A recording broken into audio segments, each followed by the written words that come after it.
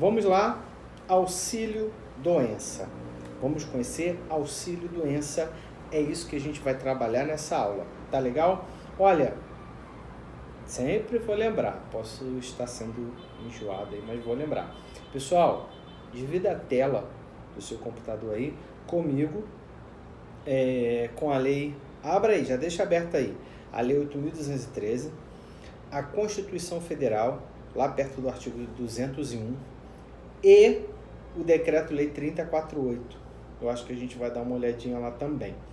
O auxílio-doença, ele teve algumas mudanças trazidas pela mini-reforma da Previdência de 2019, tá? A gente vai verificar isso. Já na próxima aula, quando a gente for ver auxílio-acidente, a gente vai ver que tem algumas mudanças, tanto com a mini-reforma, quanto lá no Decreto 3048, trazido agora, 30 de junho de 2019, ocorreram alterações também nesse Decreto 3048. Mas você está percebendo? Tem gente aí te vendendo, falando que, olha essa mudança com a lei, Decreto-Lei 10.410, alterou o regulamento do INSS, vai acabar com sua vida, é muito complicado. Você está vendo que quando ele é usado, ele é utilizado sim, mas na maioria das vezes tudo que ele coloca é relativizado pela justiça quando vai contra a direitos fundamentais, a garantias sociais, proteção social e tudo mais. Então o Decreto 3048 é o regulamento do INSS, ele traz parâmetros, mas ele não é fundamental para você nortear o seu conhecimento previdenciário. Tá legal? Vamos lá, olha, lei, esse tempinho aqui que eu falei para você, eu acredito que você já esteja com a lei 8.213 aberta aí. Vamos lá no artigo 59, a partir dali que ele regulamenta auxílio-doença. Olha só o que diz o artigo 59. O auxílio-doença será devido ao segurado que, havendo cumprido, quando for o caso, o período de carência exigido nesta lei, ficar incapacitado para o seu trabalho ou para a sua atividade habitual por mais de 15 dias consecutivos. Então, olha aí, ó, será devido a quem? Assegurado. A pessoa tem que estar segurada. Quando for o caso, o período de carência exigido na lei, ou seja, há situações em que não há necessidade de carência, não há cumprimento de carência. Ficar incapacitado para o seu trabalho ou para a atividade habitual, ou seja, nem sempre é relacionado a trabalho, por mais de 15 dias consecutivos, certo? Vamos lá, artigo 59. Quais são os requisitos legais aqui, gente? Eu queria colocar para vocês, para a gente guardar isso. Olha, quais são os requisitos? Qualidade de segurado, carência, com a exceção do artigo 151. A gente já leu esse artigo 151 aqui da Lei 8.213. Tá? Se você quiser dar lá uma olhadinha, fala das doenças, tem esclerose múltipla, tem AIDS, tem várias doenças lá que não exigem carência. E incapacidade temporária. Qualidade de segurado, carência, salvo exceções do artigo 151, e incapacidade temporária. Isso quer dizer que é um benefício temporário. Auxílio-doença é um benefício temporário, certo? A questão do auxílio-doença, quando ele estiver relacionado, quando ele for, tá, refazendo essa afirmação, o auxílio-doença, ele dá estabilidade provisória. Está para empregado e empregado doméstico, Lei Complementar 150 de 2015. E essa estabilidade provisória é de 12 meses, tá? 12 meses após a alta do INSS. Você estava trabalhando, entrou em auxílio-doença. Depois que você retorna ao trabalho, você tem uma estabilidade temporária de 12 meses. Mas essa estabilidade temporária é para quem, gente? Para aquelas pessoas que estão recebendo auxílio-doença acidentário, certo? Artigo 11 fala sobre essa estabilidade lá dessa lei mesmo que vocês estão aí, que nós estamos, na verdade, que é a Lei 8.213. Então, estabilidade provisória não é para todos os auxílios-doenças, é apenas para auxílio-doença acidentário, ou seja, aquele acidente, ocorreu um acidente ali no trabalho e aí teria direito ao auxílio-doença acidentário. Retornando à empresa, você teria uma estabilidade de 12 meses.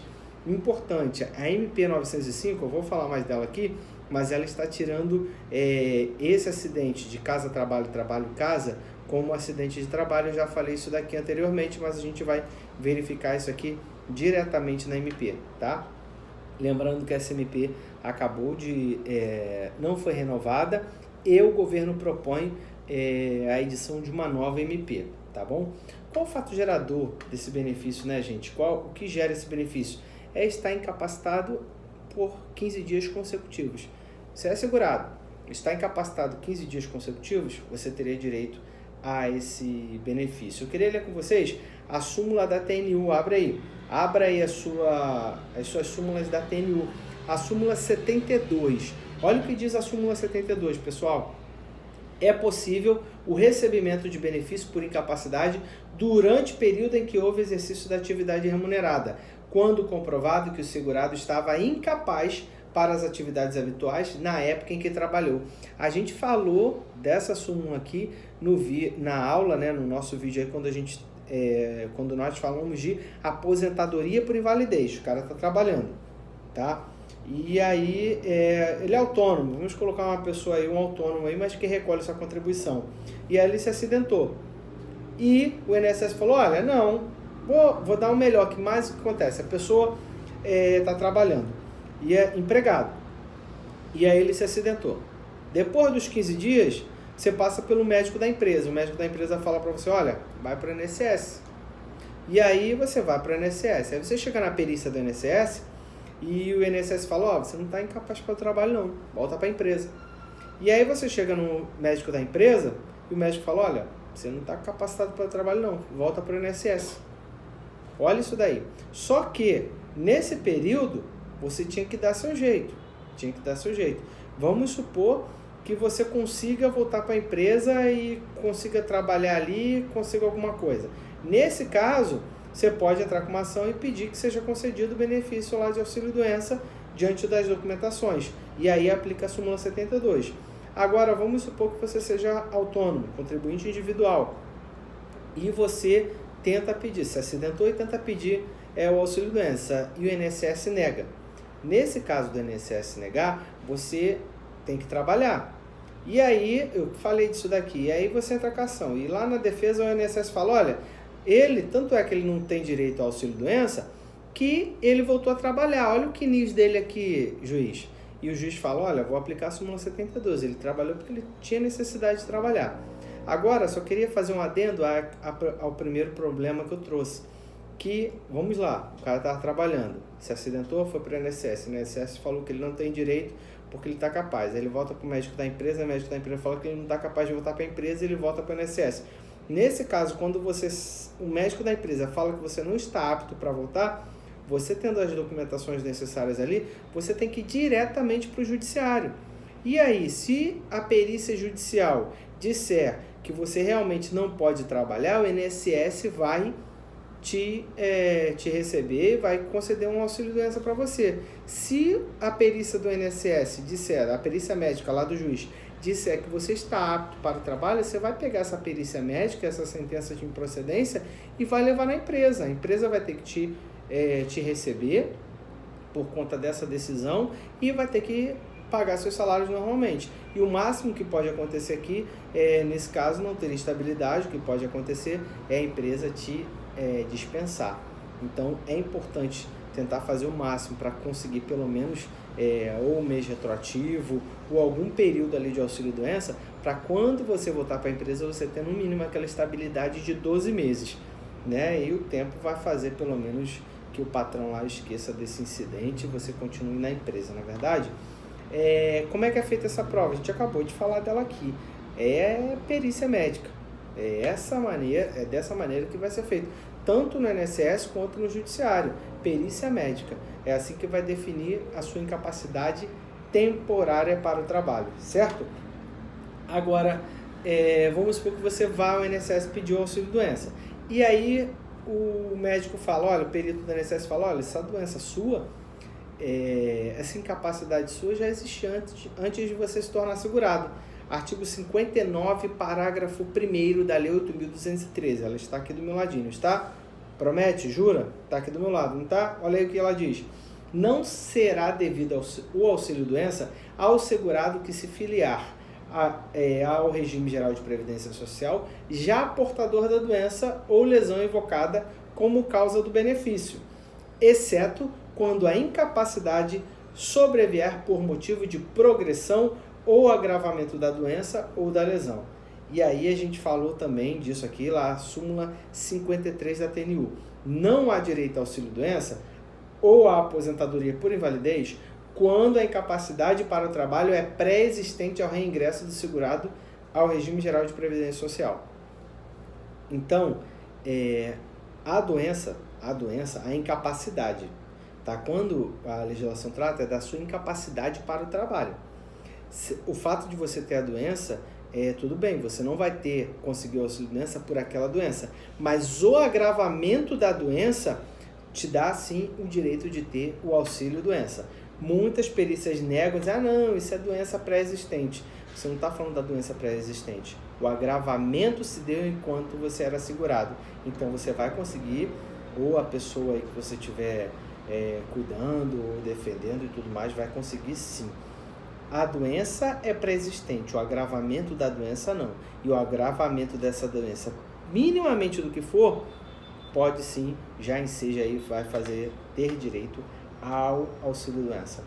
Carência, gente, 12 meses de contribuições. 12 meses de contribuições, artigo 25, inciso 1º da Lei 8.213, fala lá da carência para auxílio-doença e aposentadoria por invalidez, 12 meses, é isso aí. Já o artigo 26, inciso 2º, fala das exceções. E aí vai te remeter lá ao artigo 151. Eu vou ler aqui, ó, olha o que diz o artigo 25, a gente já falou, que são os 12 meses. Agora olha o artigo 151, eu não gosto de ler esse artigo, tem um monte de doença esquisita, né? Difícil de dizer. Mas vamos lá. Até, artigo 151, abre aí comigo 8.213. Até que seja elaborada a lista de doenças mencionadas no inciso 2º do artigo 26 desta lei, independente de carência, ou seja, não precisa dos 12 meses. A concessão do auxílio-doença de aposentadoria por invalidez ao segurado que, após filiar-se ao regime, for acometido das seguintes doenças: tuberculose, hanseníase, alienação mental e por aí vai. Então, olha aí o artigo 151 que a gente acabou de falar. Agora eu queria tratar, eu acho que na aula que a gente fez sobre a aposentadoria por invalidez, eu acho que eu não fui bem claro e não explorei esse tema aqui. Eu queria explorar ele agora com vocês. É o artigo 27A. Abre ele aí. A gente falou do 26, agora vamos falar do 27A, da Lei 8.213. Olha só o que diz. Na hipótese de perda da qualidade de segurado para fins de concessão do benefício de auxílio-doença, a aposentadoria por invalidez, de salário maternidade e auxílio-reclusão, o segurado deverá contar, então, ó, auxílio-doença, aposentadoria por invalidez, salário maternidade, auxílio-reclusão, o segurado deverá contar a partir da data da filiação da Previdência com os períodos integrais de carência, previstos lá nos artigos, no inciso 1, 3 e 4 do artigo 25. Por que eu voltei nisso daqui? Porque isso aqui foi alterado pela medida provisória 871 de 2019. Ela trouxe essa alteração. Por que eu voltei aqui? Antes, como é que era? Se você perdesse a qualidade de segurado, você tinha que completar 1/3 da carência. Você era segurado, perdeu a qualidade de segurado. Vamos supor que eram 12 meses. Você perdeu a qualidade de segurado, acabou ali os 12 meses. Para você voltar a ter a qualidade de segurado, você só precisava recolher mais 4 meses e você reativava a sua qualidade de segurado. Depois ficou metade. Então, para você, perdi a qualidade de segurado. Se eu recolher 6 meses, eu reativo minha qualidade de segurado. E agora com a CMP, no artigo 27A, o que ele está dizendo?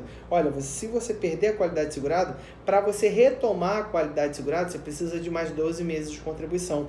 Antigamente tinha um esqueminha que a pessoa recolhia de 3 em 3 meses só, para nunca ficar perdendo. Tem teses aí sobre isso, mas o artigo 27 foi para isso mesmo, para acabar, dar uma pá de cal aí, colocar uma pá de cal nisso. Então hoje, se você perder a qualidade de segurado, você tem que recolher 12 meses novamente para ter a qualidade de segurado. Nós falamos, mas passamos rápido nessa situação quando tratamos de aposentadoria por invalidez. Eu espero que agora eu tenha conseguido explicar para vocês. E aí, juntamente com isso aqui, eu queria falar da súmula 73, que fala do período intercalado. Vamos lá. Súmula 73 da TNU. Olha o que ela diz. O tempo de gozo de auxílio-doença ou de aposentadoria por invalidez não decorrentes de acidente de trabalho. Por quê? Se é acidente de trabalho, a empresa está recolhendo contribuição para você. Porque o contrato de trabalho fica suspenso. Pode ser computado como tempo de contribuição ou para fins de carência quando intercalado entre períodos nos quais houve recolhimento de contribuições para a Previdência. Estava trabalhando ou estava recolhendo, se acidentou, tá? Acabou o auxílio-doença, imediatamente, acabou a aposentadoria por invalidez, imediatamente, o que você tem que fazer? Recolher uma contribuição para ficar esse período intercalado entre contribuições. E aí esse período todo vai contar. Tem gente que erra, tem gente que assim, é desesperador. A pessoa ficou 10 anos em auxílio-doença.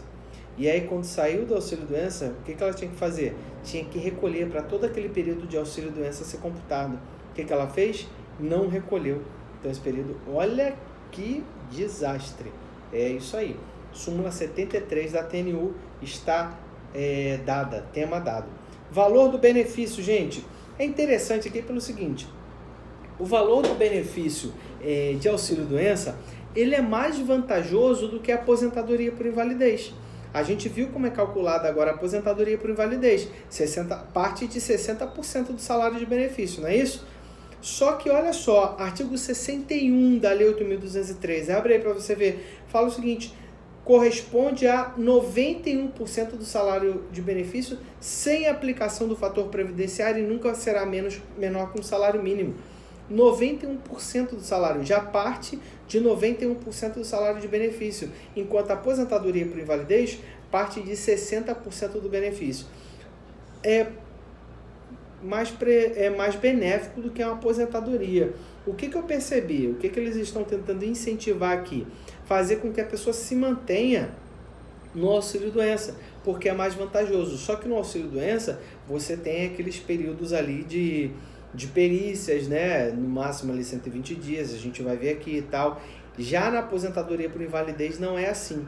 Então, o auxílio-doença tem isso, mas em compensação, você parte aí de 91% do salário de benefício. Artigo 61 da Lei 8.213, tema dado.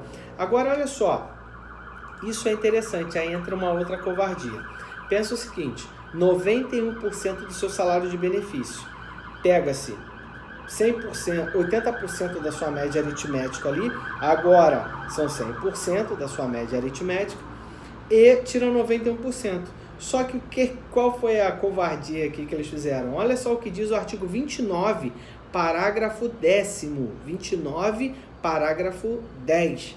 Está aí na sua Lei 8.213. O auxílio-doença não poderá exceder a média aritmética simples dos últimos 12 salários de contribuição, inclusive em caso de remuneração variável, ou se não alcançado o número de 12, a média aritmética simples do salário de contribuição existente. Ou seja, vamos supor que antes desses 12 meses você ganhava o teto do INSS. Tá? Olha só, ganhava o teto do INSS. 91% da média aritmética vai pegar sua contribuição lá em cima, não é isso? Porque reflete a sua média aritmética ali, contributiva, seu histórico contributivo. O que eles fizeram aqui? Um limitador, 29,10. Olha só, tudo bem, você pega 91%, mas esses 91% não pode exceder a sua média aritmética simples dos últimos 12. Eu pego os 12, divido por 12. E aí a média disso é o que você vai ganhar, o limitador do que você pode ganhar. Porque, vamos supor, 12 meses atrás você estava bem. E aí, como você ficou mal aqui, ganhou menos, tal, vem recolhendo um salário de contribuição, você ficar doente, ganhar auxílio-doença, o limitador são 12. Ah, Giovanni, não tem. Vai ser a média do que existe ali. Limitado ao quê?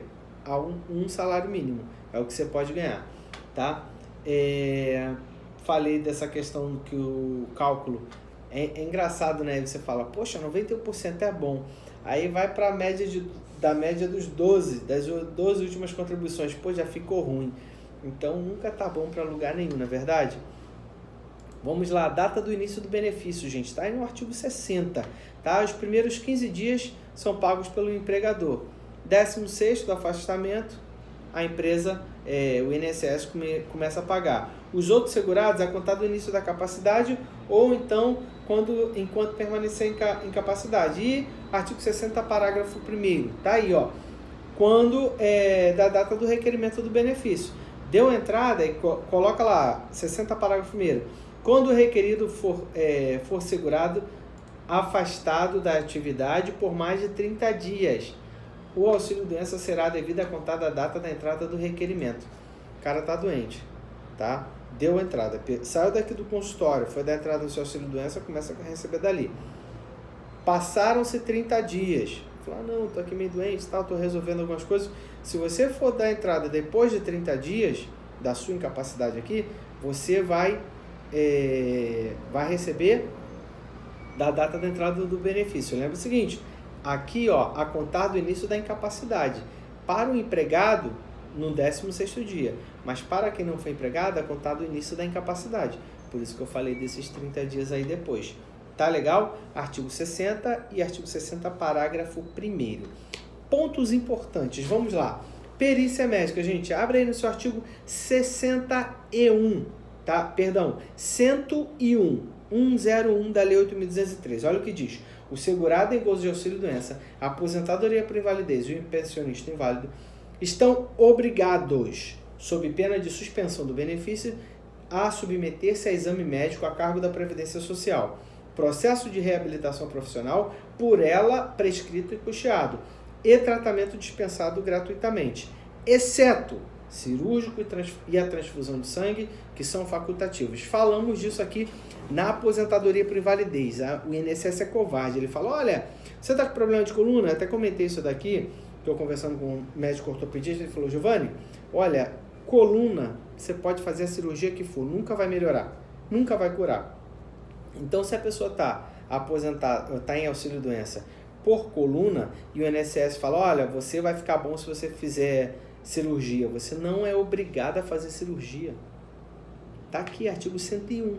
Por isso que eu falo para vocês que eu não tenho que ficar aqui contando historinha para vocês acharem que esse conhecimento, esse saber é todo meu, como se eu criasse. Porque na hora do vamos ver, você não vai ficar lá, não, olha, eu fiz o curso do Giovanni e ele falou isso. Tá, e daí? Agora não, olha, artigo 101, dá uma lida. Então, eu acho que é por aí, é esse caminho que eu quero dar para vocês. Eu não quero dar o peixe, eu quero realmente dar a vara, o anzol ali para você pescar e saber o que você está fazendo. Eu não quero ser muleta de ninguém. Eu falo isso para os meus clientes, eu aqui não quero ser muleta. Para o cliente falar, não, eu só posso fazer se o meu advogado... Não, eu quero te dar informações para você decidir o que é melhor para você. E é isso aqui que a gente está fazendo, certo? Artigo 101, informação dada. Você não é obrigado a submeter-se à cirurgia nem à transfusão de sangue, certo? Reabilitação, pessoal. A reabilitação está lá no artigo 62. É importante a gente ler esse artigo. Vamos lá. E seus parágrafos. Olha, o segurado em gozo de auxílio-doença insuscetível de recuperação para a sua atividade habitual deverá submeter-se a processo de reabilitação profissional para o exercício de outra atividade. Parágrafo 1º. O benefício que se refere ao caput, que é a reabilitação, deste artigo será mantido até que o segurado seja considerado, benefício ao auxílio-doença, até que o segurado seja considerado reabilitado para o desempenho da atividade que lhe garanta a subsistência, ou, quando considerado não recuperável, seja aposentado por invalidez. Então, está aqui bem claro. Parágrafo 2º. A alteração das atribuições, isso aqui foi muito mais para direito do trabalho, por conta do desvio, aquelas ações de desvio e cargos de função. Olha, a alteração das atribuições e responsabilidades do segurado, compatíveis com a limitação que tenha sofrido em sua capacidade físico-mental, não configura desvio de cargo ou função do segurado reabilitado, ou que estiver em processo de reabilitação profissional a cargo do INSS. O que está acontecendo? A pessoa era reabilitada e enquadrada em outra função na empresa. Ela ia lá e entrava com desvio de função. Isso aqui foi para matar essas demandas trabalhistas. Retorno à atividade, gente. Não pode recolher contribuições enquanto estiver em benefício. Isso aqui é importante, principalmente para o contribuinte individual. Porque se o contribuinte individual, a empresa não está recolhendo, ela está recolhendo o fundo de garantia e tal, mas você está recebendo o benefício ali de auxílio-doença fruto dessas contribuições, da sua qualidade segurada. E aqui é a mesma coisa. Mas vamos lá, o cara está recebendo auxílio-doença. Acontece demais isso. O cara está recebendo auxílio-doença. E aí o cara consegue trabalhar para uma empresa e gera uma RPA. Tá? E aí a empresa pega essa RPA e recolhe a INSS. Isso bate lá. Quando bate lá, a INSS fala, esse cara tem auxílio-doença, como é que ele gerou essa aqui? Contribuição previdenciária? Vai tomar na cabeça. Olha, artigo 60, parágrafo 6º. O segurado que durante o gozo de auxílio-doença vier a exercer atividade que lhe garanta a subsistência, poderá ter seu benefício cancelado a partir do retorno à atividade. Na hipótese do inciso do parágrafo 6º, que a gente acabou de ler, no caso o segurado durante o gozo de auxílio-doença venha a exercer atividade diversa daquela que gerou o benefício, deverá ser verificada a incapacidade para cada uma das atividades exercidas. Esse 7º aqui é ouro, olha só. A legislação, a jurisprudência entende o seguinte, você era motorista, tá?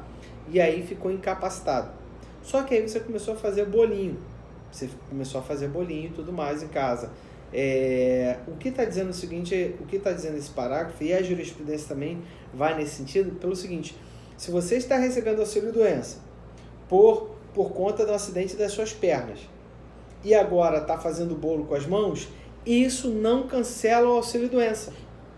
Entendeu? Você não pode retomar aquela atividade. Entendeu? Consegui explicar isso? É isso que esse parágrafo 7º quer dizer. Caso o segurado, durante o gozo de auxílio-doença, venha exercer atividade diversa daquela que gerou benefício, deverá ser verificada a incapacidade para cada uma das atividades exercidas. Pode pegar ele e criar uma reabilitação para ele naquilo? Pode, mas mas enquanto durar, ele vai receber o auxílio-doença ali por conta daquele acidente, por conta daquela incapacidade ali, certo? Alta programada, isso aqui é importante porque isso aqui, alta programada e pedido de prorrogação. Olha só, artigo 60, parágrafo 8º e 9º. Olha o que diz o artigo 60. Sempre que possível, o ato de concessão ou a reativação do auxílio-doença, judicial ou administrativo, deverá fixar prazo estimado para a duração do benefício. 9º, na ausência de fixação do prazo de que trata, ou seja, se não for estimado o prazo deste artigo, o benefício cessará no prazo de 120 dias, contado da data da cessação ou da reativação do auxílio-doença, exceto se o segurado requerer a prorrogação perante o INSS, na forma do regulamento observado o disposto do artigo 62. É interessante isso daqui, porque pensa o seguinte, é o que eu tenho falado para vocês, o importante da gente estar ali na lei. Eu poderia estar falando para vocês, olha, alta programada e pedido de prorrogação. Todo ato de concessão de benefício, o INSS tem que estabelecer um prazo estimado da duração do seu benefício, seja ele concedido administrativamente ou judicialmente. E, caso isso não seja feito no ato de concessão, o seu benefício terá um prazo estimado de 120 dias, onde o beneficiário, o segurado, deverá fazer o pedido de prorrogação do benefício, onde o benefício será prorrogado, continuará recebendo até a data da perícia. Só que contando assim, podia te dar isso, mas agora, onde está o prazo estimado e onde está que caso não esteja prazo estimado, o prazo do benefício será de 120 dias. Olha, se seu benefício, imagine você conversando com alguém, olha, se seu benefício não tiver prazo estimado de concessão, não vier com prazo estimado de duração, o seu benefício vai durar 120 dias. Onde você tirou isso? Artigo 60, lê aí da 8.213, parágrafos 8º e 9º. E a pessoa vai lá, entendeu? É diferente. Tempo estimado de benefício, onde está constando? Artigo 60, parágrafo 8º. É dessa maneira, é por isso que você está aqui comigo. Eu não vou ficar aqui te dando apenas conceitos soltos, não. Eu vou te dar a essência, para aí sim você fazer a diferença na sua vida e na vida de muitas pessoas. Tá legal? Então, alta programada e pedido de prorrogação, ponto dado.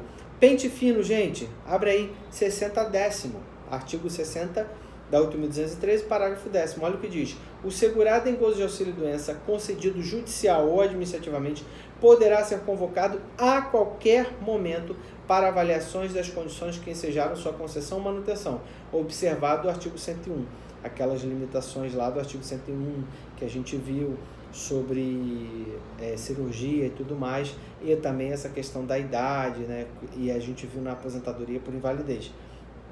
Mas pensa o seguinte, pente fino, você pode ser chamado a qualquer tempo. Quando você não é chamado? Se tiver 55 anos, 15 anos de contribuição, ou tiver mais de 60, lembra disso? A gente falou disso em aposentadoria por invalidez. É o que o 10º aqui está falando, é o seguinte, você pode passar no pente fino a qualquer tempo.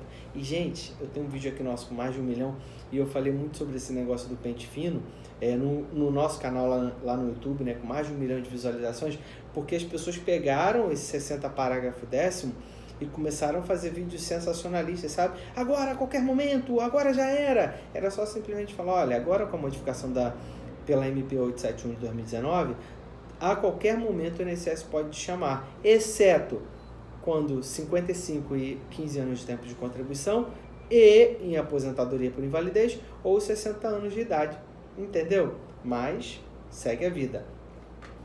Isso aqui é importante, conversão de em aposentadoria por invalidez. Converter auxílio-doença em aposentadoria por invalidez. Abre aí, artigo 62. Eu espero que todos os artigos aqui que a gente esteja falando, você esteja sublinhando, colorindo, negritando, fazendo o que você quiser, comentando no próprio artigo. Por isso que o seu artigo está em Word, o seu arquivo está em Word, certo?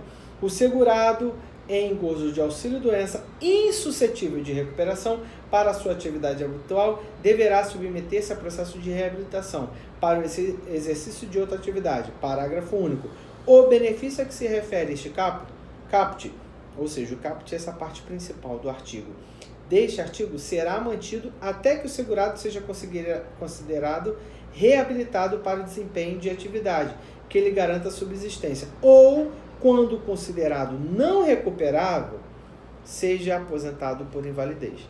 Antigamente é o seguinte, tá 2 anos em auxílio-doença, você vai lá e já tem o direito de se aposentar. Teve muita gente falando, tem o direito de se aposentar. Não, você está ali 2, 3 anos em auxílio-doença, você entra com pedido de aposentadoria por invalidez, alegando que o seu quadro é irrecuperável. Entendeu? É por esse caminho. Falou em conversão de aposentadoria, conversão de auxílio-doença em aposentadoria por invalidez, lembra do artigo 62 e para caput e parágrafo único. Olha aí toda a informação, estou te dando tudo, estou te entregando tudo. É essa a minha intenção aqui, te entregar tudo.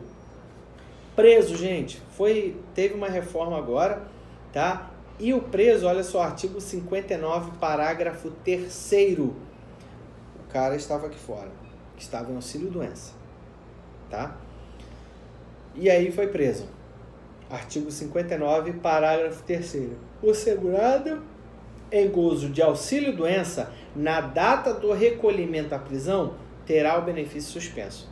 Entende-se que lá no presídio ele vai ter auxílio, assistência médica e cuidados médicos e tudo mais lá. Artigo 59, parágrafo 3º. Está em auxílio-doença, foi preso, suspende.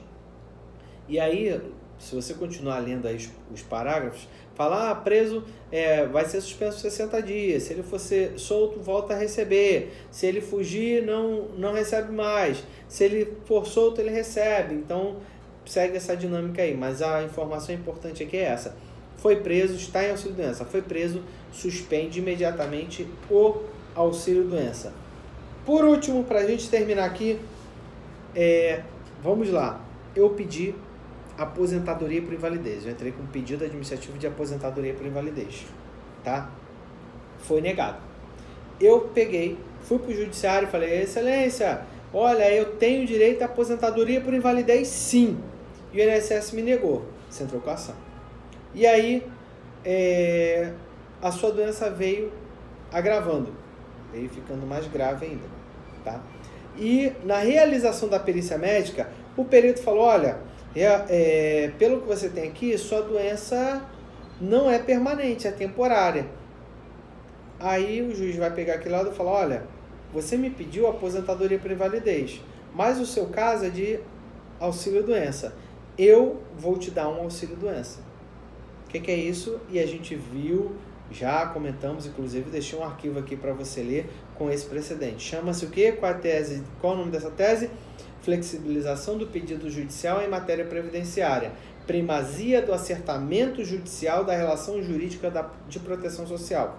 Certo? O judiciário, e aí eu coloquei até um caso para vocês, é o seguinte, que o cara pediu aposentadoria por tempo de contribuição, só que entrou com a ação. O cara teve sentença improcedente e recorreu. No decorrer da sentença foi quando ele atingiu os requisitos para aposentadoria por tempo de contribuição. O tribunal pegou, concedeu a aposentadoria por tempo de contribuição para ele depois da sentença judicial. Então é isso aqui, primazia do acertamento judicial da relação jurídica de proteção social. Falamos exaustivamente e o artigo jurídico aí, a tese jurídica disso lá do STF, está aí para vocês lerem. Olha, terminamos aqui, auxílio-doença. Vamos fazer o quê? Esgotar o tema aqui em comentários, vamos ver se a gente pode tirar algumas dúvidas ou algo que eu deixei em aberto. A gente está aí para ajustar e esgotar todo o tema. Espero que tenha sido uma boa aula, com bastante conteúdo e informação. Espero vocês na próxima aula, viu? Tchau!